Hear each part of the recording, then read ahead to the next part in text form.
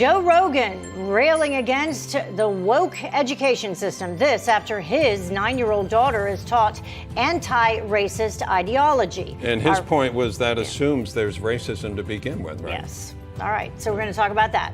But up first, another bombshell, a BLM bombshell. It has been revealed that donated funds went towards purchasing a $6 million mega mansion in California.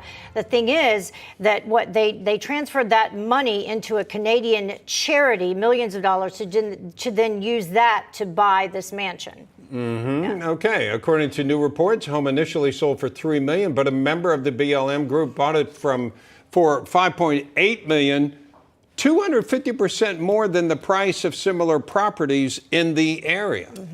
Here to discuss is Turning Point USA contributor and founder of president of the Douglas Society, Rob Smith. It's really great to see you in person. Really great to see you both in person as well. I was just talking earlier. I'm just so tired of being in boxes, and I want to talk to people in real life. Yeah, you went again. from a box in New York to a box in Florida. Yes, exactly, exactly. Now here I am in studio, so it's good. So in terms of this particular story, what stands out to you the most, or what raises a red flag?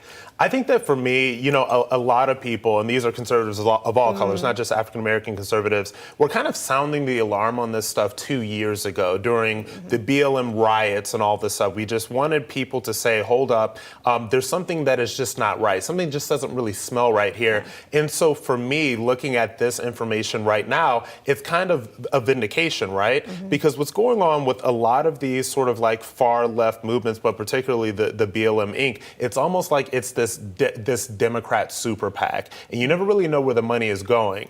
And there's a lot of criticism, and you know, Patrisse Cullors and a lot of these people, they want to pretend as if all of this criticism is just coming from the right wing or conservatives that want to destroy them. But a lot of this criticism is coming from people who donated very small dollar amounts to this organization. There was a woman that was interviewed. With the trust that that Black Lives Matter. Absolutely. There was a woman that was interviewed in one of these pieces that I read. She said, you know, I donated $25. That's a lot of money for me. I don't make a whole lot of money. And to see it used in this way is very disheartening. But this is one of the reasons why BLM is polling so poorly now. I think that a lot of people are starting to realize that the wool was pulled over their eyes, and they're starting to see the reality. It took a little while, though, because there were those initial reports you mentioned, like 2 years ago, we started to look at this, and people kind of started to maybe question, well, where is the money going that I am donating, thinking that it's going for one cause, but yet it would be going to buying homes in Atlanta, in the Georgia area. Right. But they would say if you criticized her, as the head of it, that you're racist. Yeah, and she's actually said that. Now, she's made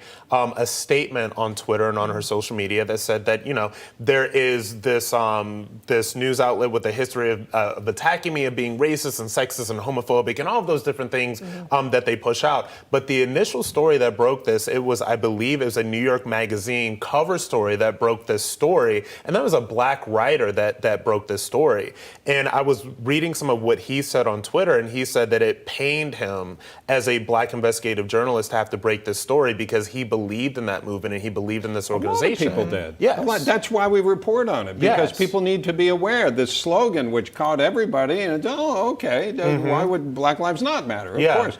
But they're taking people's money and doing stuff like this. I did want to get to the wokeness of the Democratic Party. California in Palm Springs, I understand they're paying transgender something like $900 a month. They've allocated millions of dollars. Yeah, a $200,000 initiative. Okay, $200,000 to make people feel comfortable in their community, to lure people there. Which do they realize that the average person looks at this and says, "We understand you might have good intentions, but."